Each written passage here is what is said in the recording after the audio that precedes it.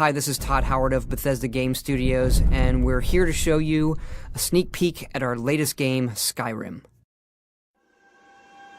Each time we do a new Elder Scrolls game, we'd like to start fresh, and Skyrim is no different. Coming off of Oblivion, and then the team did Fallout 3, we had a huge list of things we knew we wanted to do technically with the current generation of hardware and PCs to bring a virtual fantasy world to life. So we've rewritten the render, we've rewritten all the gameplay, the scripting language, the faces, the foliage, and all this comes together in our new engine we call the Creation Engine.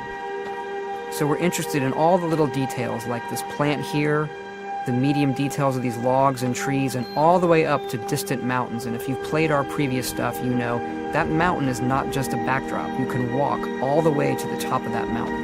And it's a huge world. Like our previous games, you can create any kind of character you want and then go do what you want. The game's primarily designed as a first-person game, but you can also play in the third person.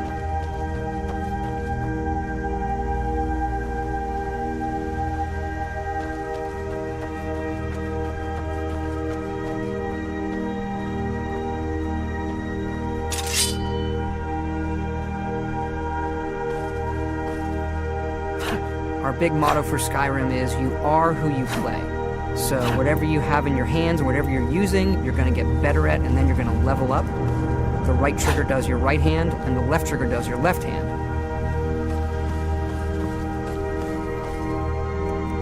And you could put either a weapon or a spell.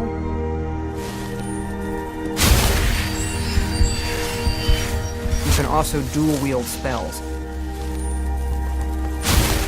What's really cool here is, if you put the same spell in both hands and pull both triggers, you can get a bigger, more powerful version of that spell.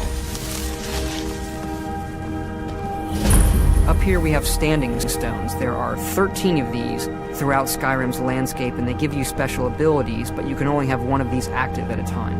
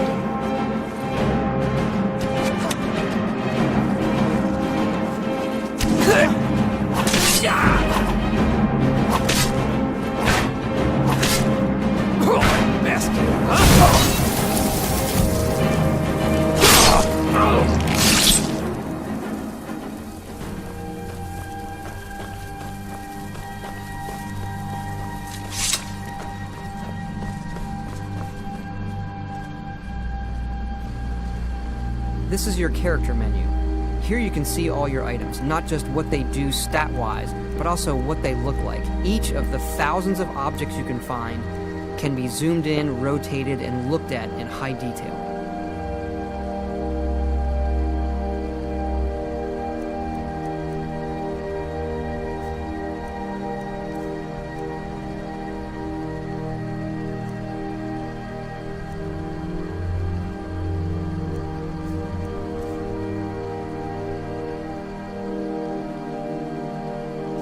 With the skills menu, you look to the heavens, and here you can see all of your skills, how they're progressing, and as your skills increase, you'll push yourself to leveling up. The higher the skill, the more it affects your level progress. And when you level up, you get to pick a perk. Each of these skills has its own perk tree. As you develop your character, it's like the game is drawing this custom constellation for who you are.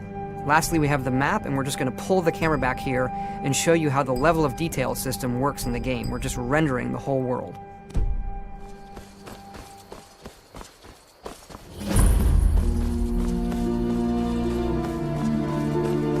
dragon! I saw a dragon! What? What is it now, Mother?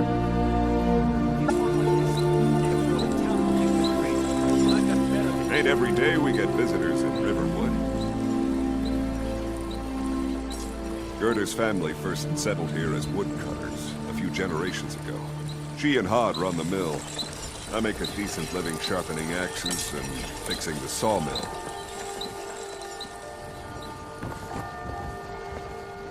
Here for work? Get an axe. Bring me all the wood you can chop.